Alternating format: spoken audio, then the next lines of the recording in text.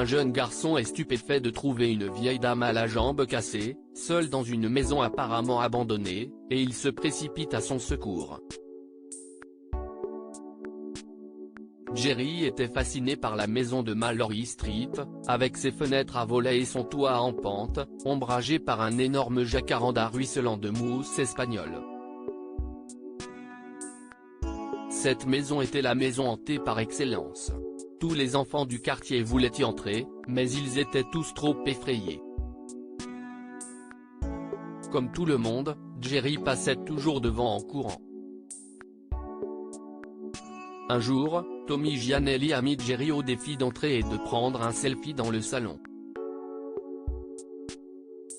C'était un défi que Jerry ne pouvait pas refuser. Les enfants de 9 ans ne réfléchissent pas toujours avant d'agir, alors on ne peut pas vraiment en vouloir à Jerry. Il a simplement regardé Tommy Gianelli dans les yeux et a ricané. « Je n'aie pas peur », a-t-il menti. « Je peux le faire les yeux fermés. » Mais Tommy a souri. « Tu vas fermer les yeux pour ne pas voir le fantôme. »« Fantôme ?» demanda Jerry nerveusement. « Il y a un fantôme ? » « Oui, » dit Tommy. Mon frère avait l'habitude de se faufiler dans le garage avec ses amis pour fumer, et une nuit, ils ont entendu des pas traînants et ont vu une lumière à la fenêtre de l'étage. Une vieille dame recluse vivait là, mais on dit qu'elle est morte. Si est son fantôme. Jerry est devenu tout pâle, mais il n'allait pas reculer. « Je n'aie pas peur, » dit-il courageusement. « Alors, quand vas-tu le faire ?» demande Tommy. « Tout de suite, » riposte Jerry, et avant de perdre son courage, il poussa le portail cassé et marcha dans l'allée jusqu'à la porte d'entrée. La porte était fermée, mais pas verrouillée, comme Jerry le découvrit dès qu'il tourna la poignée.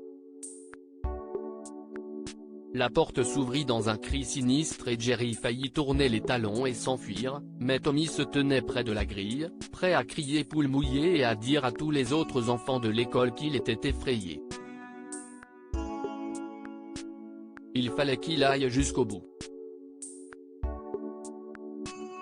Il sortit son téléphone portable, alluma la lampe de poche et s'engagea dans le couloir sombre et poussiéreux. La première porte menait à un immense salon sombre, dont les fenêtres étaient recouvertes de rideaux de dentelle d'un blanc sale. Il ressemblait vraiment à des fantômes, pensa Jerry, et si est à ce moment-là qu'il entendit le gémissement. C'était un son mince et faible qui lui fit dresser les cheveux sur la tête. « Allô ?» gémit Jerry. « Je ne crois pas aux fantômes. » Le gémissement se répéta, puis une voix tremblante cria « Aidez-moi ! Aidez-moi !» Jerry s'enfonça dans la maison, et plus il avançait, plus il faisait sombre. Enfin, il arriva devant une porte à double battant. Si est de derrière cette porte que provenaient les gémissements. Jerry prit une grande inspiration et poussa les portes. C'était une grande cuisine à l'ancienne et l'intérieur était très sombre, mais il pouvait voir une forme recroquevillée assise sur le sol, appuyée contre l'évier. La silhouette leva la tête. « S'il vous plaît. À l'aide, » dit-elle, et Jerry vit qu'il s'agissait d'une femme. C'était une très vieille femme et sa jambe gauche était pliée à un angle étrange qui lui donnait la nausée rien qu'en la regardant. Il oublia immédiatement les fantômes et courut vers la femme. Il lui dit « Madame, tenez bon, j'appelle les secours. De la nourriture. » Souffle-t-elle. « S'il vous plaît. Jerry fouilla dans sa poche et en sortit une barre chocolatée. Elle était un peu écrasée, mais il ne pensait pas que la femme s'en soucierait. Il l'a déballée et l'a donnée à la femme, puis il a appelé le 911. Jerry s'assit à côté de la femme. « Ils arrivent, dit-il. Ils vont s'occuper de vous. » Que s'est-il passé? La femme avale la barre chocolatée et demande de l'eau. Jerry remplit un gobelet et le lui apporte. La vieille dame but l'eau et soupira. « Je suis tombé. Je suis monté sur un tabouret pour changer une lampe et je suis tombé. Je me suis cassé la jambe et mon téléphone portable était à l'étage. C'était il y a 7 jours.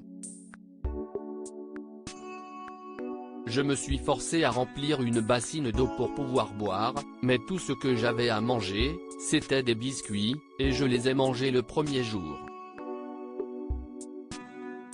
J'espérais que mon fils viendrait me voir, mais il vit à Atlanta. Il est producteur de télévision et il est très occupé. » Jerry dit à la vieille dame, « Vous êtes en sécurité maintenant », et il lui tient la main jusqu'à ce que l'ambulance arrive et l'emmène à l'hôpital. Lorsque Jerry est sorti, Tommy Giannelli était bouche bée. Il ne revenait pas. « Tu n'as pas eu peur ?» demande-t-il respectueusement. Jerry hésite. « Si, avoue-t-il. J'étais un peu effrayé, mais la voix semblait si désespérée. Je crois que j'ai fait ce qu'il fallait. Imagine si je n'étais pas entré dans la maison, cette vieille dame aurait pu mourir. » La police a contacté le fils de la vieille dame qui est venu immédiatement pour être avec sa mère.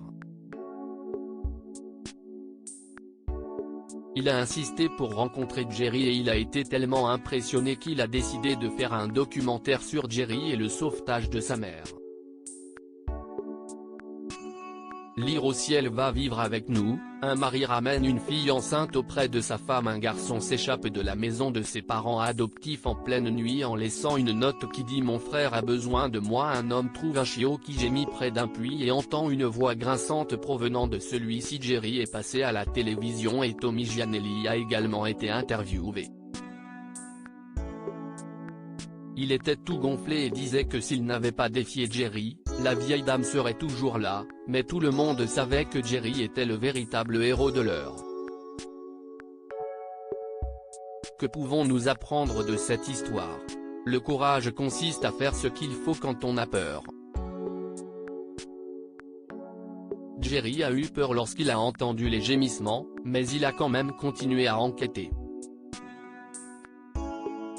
Parfois, les choses les plus improbables donnent lieu à des bienfaits inattendus. L'audace enfantine de Tommy a conduit Jerry dans la maison et a sauvé la vie de la vieille dame. Partagez cette histoire avec vos amis. Elle pourrait égayer leur journée et les inspirer.